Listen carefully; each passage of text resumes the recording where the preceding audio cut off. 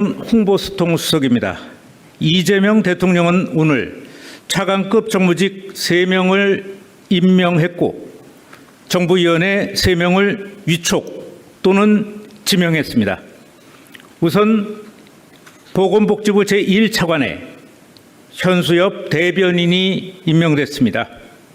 인구 아동정책관, 보육정책과장 등 보건복지부 주요 보직을 역임한 전문 관료입니다. 특히 4명의 아이를 키우는 워킹맘으로 보육교사의 처우 개선과 어린이집 연장 보육 제도를 도입하는 데 크게 기여했습니다. 복지와 보건을 아우르며 촘촘한 사회 안정망을 구축할 적임자입니다. 다음으로 관세청장에 이종욱 차장이 임명됐습니다. 관세청에서 기획조정관 등 주요 보직을 거친 정통 관료입니다.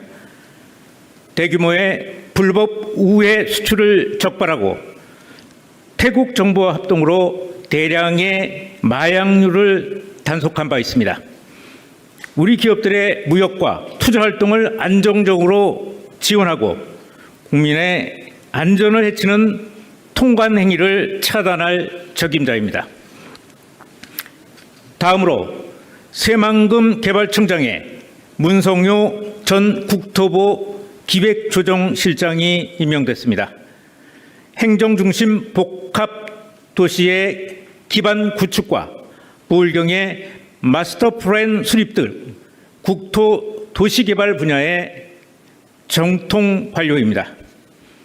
새만금이 로봇, 수소, AI 등 미래 첨단 산업의 거점으로 도약하는 데 큰 역할을 할 것으로 기대합니다.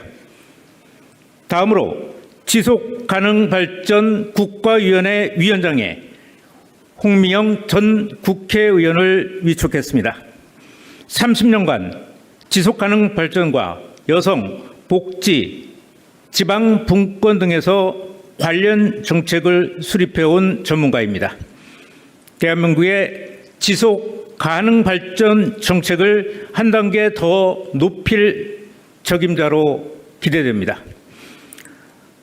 다음으로 국민생명안전위원회 부위원장에 백종우 경희대 교수를 지명했습니다. 중앙자살예방센터장을 역임하며 자살예방 시스템의 기초를 마련하고 트라우마 치유 현장을 지켜온 정신건강의학의 전문가입니다. 생명 존중이라는 철학을 바탕으로 국민의 생명권을 실질적으로 보장하고 예방 중심의 안전사회를 만들어갈 적임자입니다. 다음으로 국가도서관위원회 위원장에 김기영 연세대 교수를 위촉했습니다. 공공도서관 정책과 도서교육 분야를 연구해온 문헌정보학자입니다. 데이터 기반의 연구 분석에도 전문성을 소유하고 있습니다. 도서관 서비스의 품질 향상과 지식 정보의 격차 해소 등 새로운 도서관 정책을 수립하는 데 기여할 것으로 기대됩니다. 이상입니다. 자, 인사 관련 먼저 질문 좀 받도록 하겠습니다. 네. 예, 성님, 저 한국일보 이성태입니다. 네.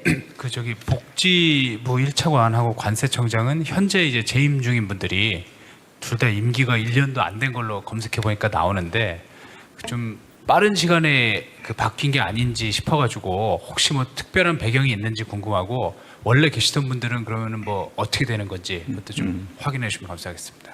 네, 두 분과 관련해서는 작년 6월에 임명이 됐습니다. 1년 정도 됐고요. 그동안에 초기라는 게 굉장히 쉽지 않은 과정이죠. 처음에 들어와서 어떤 일을 한다는 것 자체가 굉장히 힘든 일입니다. 그래서 관련 분야에서 정책의 기초를 다지는 데 큰 기여를 했고 또 두 분의 노고에 감사드린다는 말씀을 드립니다.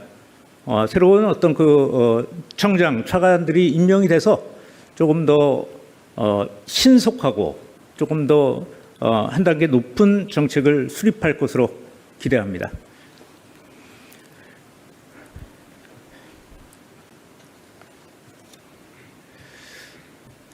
네. 네, 말씀하세요.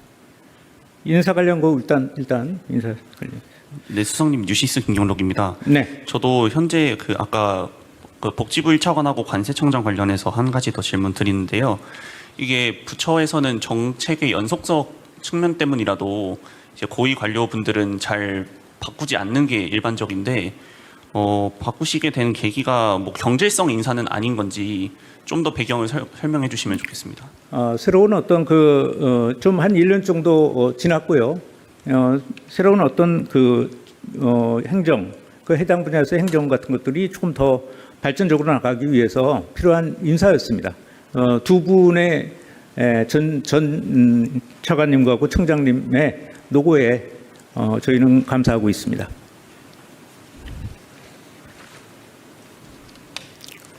네. 말씀하시죠. 네, 안녕하세요. 중국 CCTV에서 질문 드리겠습니다. 얼마 전에 이재명 대통령께서 미중 관계 발전은 한국 포함한 국제사회에 큰 도움이 될 것이다라고 언급하셨습니다. 혹시 청와대 입장에서 이번 미국 대통령 중국 방문에 대해서 어떻게 바라보고 있는지, 그리고 대한민국이 앞으로 중국과 미국과 어떤 분야에서 협력을 확대시킬 것인지 수석님의 말씀 한번 부탁드리겠습니다. 네, 인사 관련 질문을 해달라고 했는데 그건 인사 관련 질문은 아닌 것 같아요. 다만 저희는 미중의 어떤 협상 또 만나서 어떤 협력의 틀을 만들어가는 거 이런 것들을 당연히 환영을 하고 있습니다. 또 이를 통해서 또 한중 간이나 한미 간의 관계가 좀 더 돈독해지리라고 기대하고 있습니다. 네. 네, 한국경제신문 김형규 기자입니다. 이슬한 1차관님은 엊그제 외로움 전담 차관으로 또 지정이 돼서 발표도 있었는데, 그럼 이 직책도 내려놓으시는 건지, 이틀 전에 이제 인사가 났었는데 갑자기 바뀐 이유도 궁금합니다. 그 업무는 새로운 어떤 신임 차관께서 차질 없이 승계하실 거로 그렇게 알고 있습니다. 네. 네, 저 SBS 강민우입니다. 같은 1차관님 관련해서 질문인데요. 이분이 아무래도 연금 개혁이라든지 이런 부분에 좀 전문가로 많이 알려져 있었고, 지금까지 연금 개혁 관련 기조를 쭉 이어오신 걸로 아는데, 그럼 지금 이 차관의 교체가 어떤 정부의 연금 개혁 방향의 좀 변화로 읽어도 될지 그 부분이 좀 궁금합니다. 그동안에 해왔던 여러 가지 정부에서 보건복지부에서 해왔던 기조라는 게 있지 않습니까? 그 기조가 차관이 바뀌었다고 그 기조가 흔들려서 가는 것은 아닐 거라고 봅니다.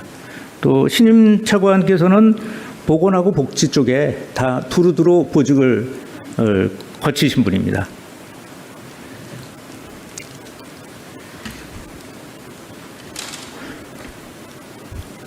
또 다른 질문 없습니까? 삼성전자 물어볼 줄 알았는데 아무도 안 물어보네요.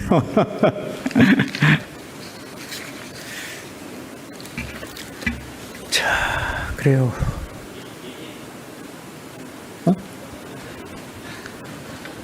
아니 질문하고 싶지 않으면 안 해도 돼요. 묻고 싶은 거 있으면 물어보려요.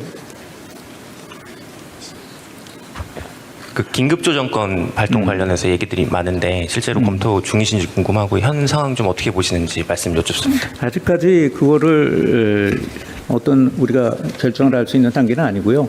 노사안의 협의가 잘 마무리되기를 바라고 있는 거죠.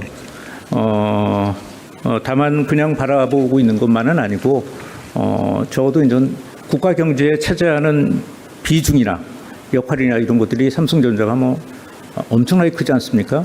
주식만 갖고 있는 것도 10명 중에 1명은 삼성전자 주식을 직간접적으로 갖고 있는 상태고 1,700개 정도의 협력업체가 있는 걸로 이렇게 알려져 있습니다. 굉장히 국민 경제에서 차지하는 부분이 크기 때문에 절대로 파업 같은 어떤 상황이 오지 않길 보고 있는 거고요. 그래서 지금 상당한 그 우려와 걱정의 눈으로 보고 있습니다. 그러나 그것이 바로 뭐 긴급 조정권을 발동한다든가 뭐 이렇게 단정 지을 수는 없는 내용입니다. 어제 산업부 장관께서 그 말씀을 했는데 산업부 장관으로서의 할 말은 했다고 생각합니다. 기본적으로 거시경제를 갖다 충고하는 게 재경부죠. 그다음에 실무경제를 충고하는 것이 산업부고 또 노동정책을 관장하는 게 노동부이기 때문에 각자 부서의 역할을 각자 하고 있다고 생각합니다. 기본적으로 뭐 산업부 장관의 발언이 청와대와 조율이 안 된 상태에서 나온 거냐 이런 질문들도 아까 전화를 좀 받았는데 그렇진 않습니다. 각자의 재경부 역할, 또 산업부 역할, 노동부 역할 같은 것들을 장관으로서 각자의 역할을 하고 있는 거고요. 어제 발언은 산업부 장관으로서는 할 말을 한 거라고 생각을 합니다.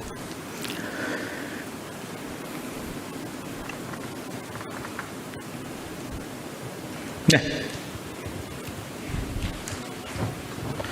네, 오마이뉴스의 이경태 기자입니다.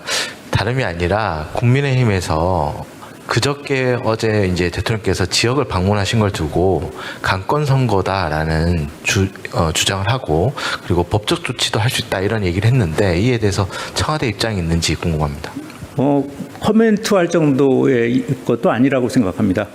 대통령께서는 대통령으로서 할 일, 또 그 명분이 있는 행사, 또 가야 될 곳을 가고 계십니다. 지방선거하고는 전혀 무관합니다.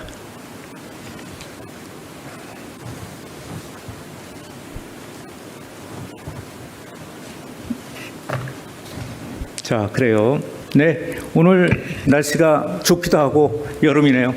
여러분들 한번 나가서 공기도 좀 마시고 산책도 하시고 그러십시오. 네, 이상으로 마치겠습니다. 지금부터 브리핑을 시작하겠습니다.